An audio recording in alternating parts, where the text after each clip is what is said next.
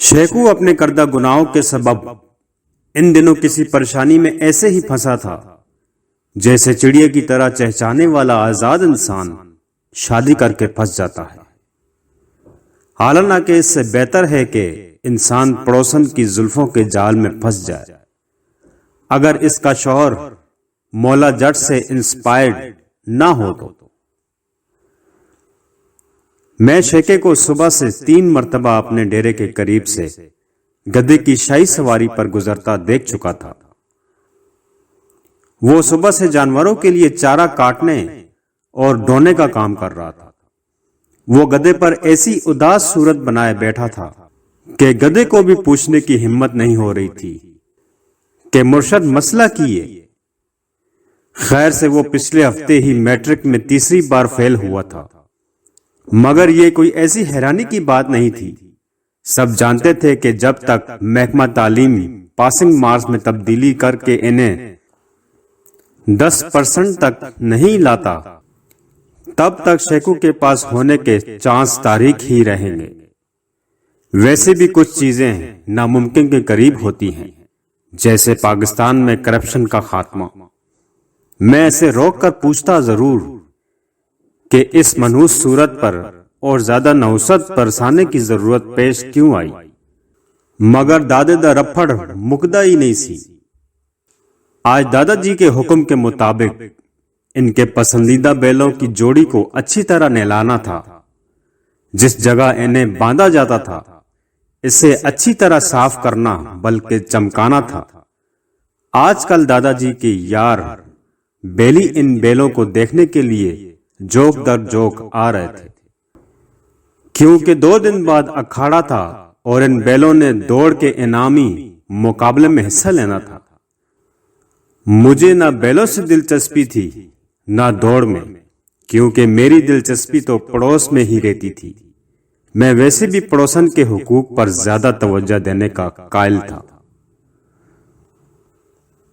ادھر شیخو اداس بیٹھا گدھے کو بھی اداس کیے جا رہا تھا۔ میں نے اس سسپنس کو توڑنے کا عظیم فیصلہ کیا۔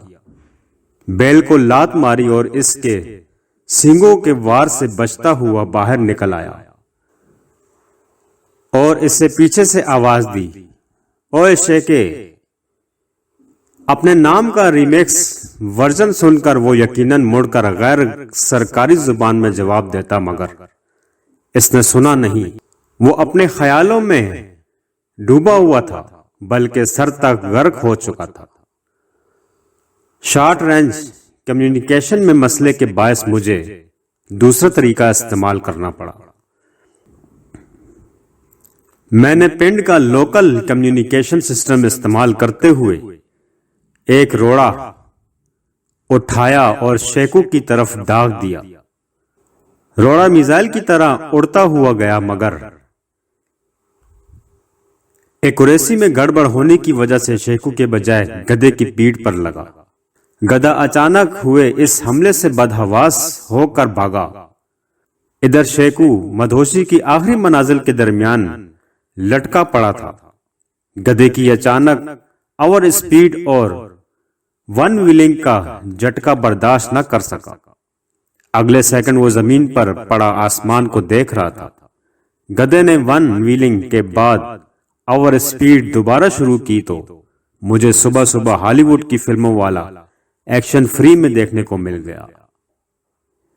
شیخو نے گرنے کے باوجود گدھے کے گلے میں پڑی رسی مضبوطی سے تھام رکھی تھی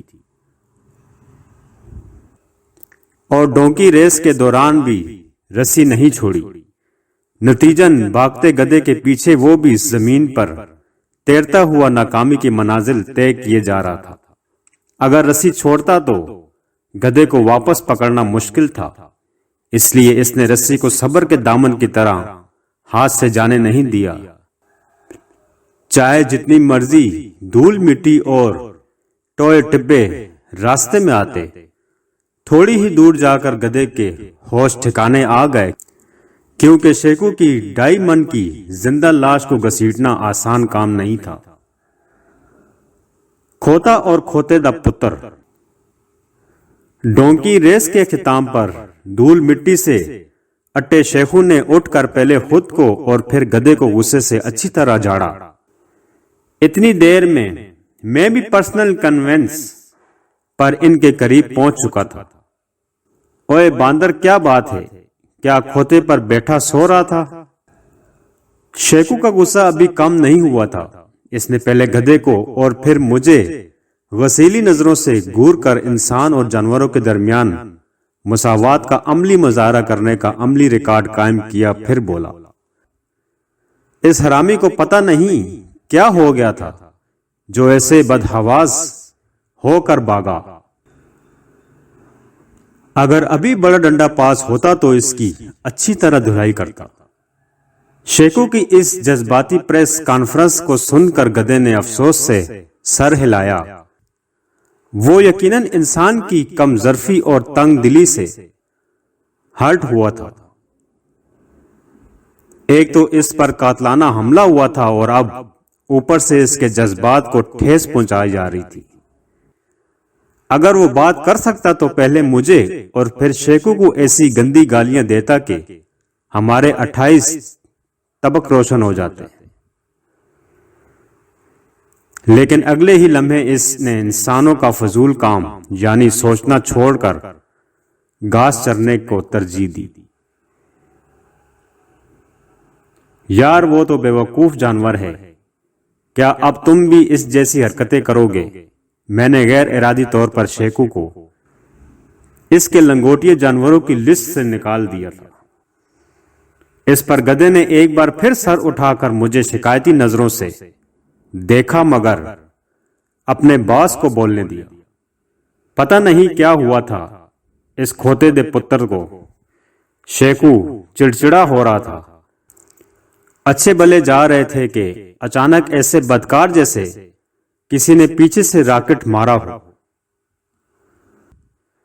شیخو کی بات سن کر میں نے پتھر پھینکنے سے لے کر نشانہ خطا ہونے تک ہونے والے حادثے کی تحقیقاتی رپورٹ کو منظر عام پر نہ لانے کا فیصلہ کرتے ہوئے افسوس سے سر ہلایا اور اپنا بیکار تجزیہ پیش کرنا ضروری سمجھا۔ دیکھ شیخے، اچانک بھاگنا کوئی اچھی نشانی نہیں، تیرا گدھا ہاتھ سے نکلتا جا رہا ہے۔ یہ سن کر گدھے نے تیسری بار ہماری طرف دیکھا، کچھ سوچا اور پھر لعنت بیچ کر دوبارہ گھاس چرنے لگا۔ وہ جانتا تھا کہ یہ انسان تو ہر وقت بکواس کرتے ہی رہتے ہیں۔ سرکاری میٹنگز کی طرح یہ بھی وقت کا ضیاع ہی تھا، ورنہ اسے کون نکال سکتا تھا؟ یہاں تو ملک بھی گدھے ہی چلاتے ہیں۔ پڑھے لکھے تو بیٹھ کر سوچتے ہیں کہ زندگی کا مقصد کیا ہے۔ گدھے کی عدم موجودگی میں شیخو کا باپ اسے گدھا سمجھنے لگتا تھا اور شیخو کو گدھے کی جگہ جانوروں کا چارہ ڈھونے پر لگا دیتا تھا۔ گدھے کے اس پر ان گنت احسانات تھے جو وہ شیخو کو بھولنے نہیں چاہیے تھے۔ اب چھوڑ لعنت بیج اس پر، تو یہ بتا کہ تو نے ایسی خوفناک شکل کیوں بنا رکھی ہے؟ شیخو نے اداس الو کی طرح سر اٹھایا، مجھے دیکھا پھر گدھے کو۔ میرا دل کرتا ہے حرامی کو قتل کر دوں۔ گدھے اور میں نے مل کر حیرت سے اس کی طرف دیکھا، کیونکہ ہم دونوں یہ جاننا چاہتے تھے کہ اس نے کس کی ولدیت پر شک کیا ہے۔